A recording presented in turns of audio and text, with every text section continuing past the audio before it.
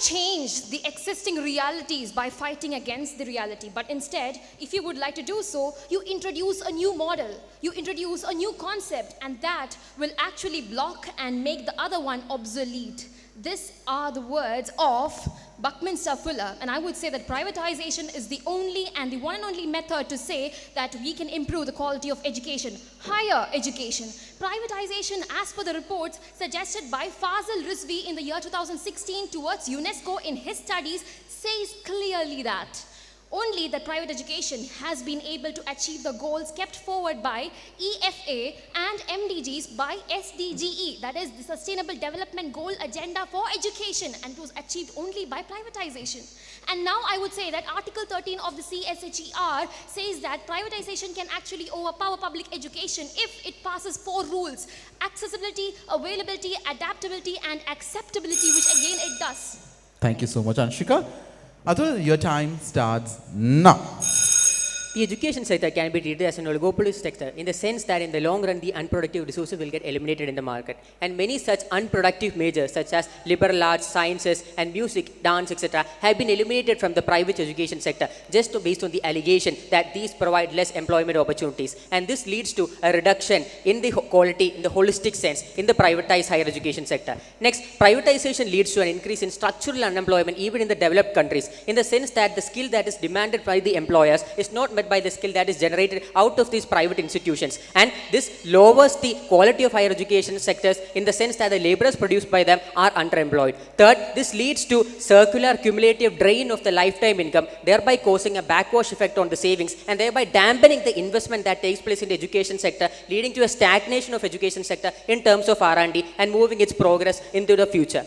Most of the privatized sectors, educational sectors in India are owned by or operated by the minority community, and minority communities under Article 30 of the Constitution enjoy... Time up. Thank you. Now we have 4 minutes and your time starts now.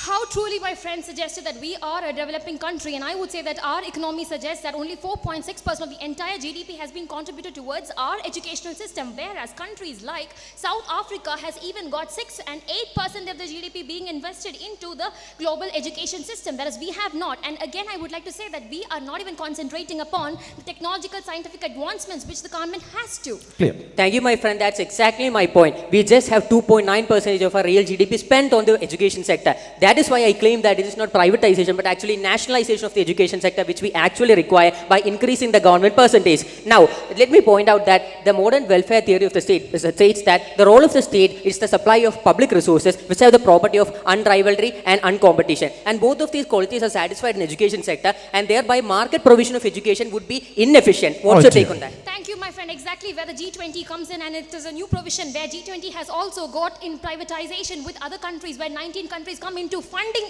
India, not India funding others, but funding India, and exactly where we would like to say that GDP has to be crossed over and put into higher levels. But let me also say that we're not simply talking about GDP, but also I should say that the UDISE report came to state that there was only 23% electricity, 30% computers and IT, and also 43% was without. Clear. When you Thank cite you, the reports, we can also provide the reports published by MOSPI, which shows that higher amount of innovation, R&D research, and publication of academic research are taking place in the public sector. And also it is in the public sector where there is a strict criteria imposed upon the faculty that you need to innovate yourself, that you need to revamp yourself constantly to remain in the sector. And to cite another report, the NIRF ranking recently states that of all the major universities, the private sector that comes first is Manipal University, which is only occupying 42nd state. That is exactly where the report of Haishme and Urquilla in the year 2016 comes into report, where the UNESCO reported stated that a country which has a privatization in its education is far more better than globalized public education, because countries like Chile, Brazil, South Africa, these are the countries that have come forward putting their GDP also into the position that we have got better education system. We must also simultaneously take the case of countries like the United States and Canada. The amount of graduates in the United States is less than 45%, whereas the amount of graduates in Canada is 60%, and as a result there is a migration of US people into Canada because there is a public education sector them catering to the needs of the population. I strongly believe that that is exactly where the privatization acts to play the role, because privatization is the only method that can cope up with cultural abilities, suspension abilities we have got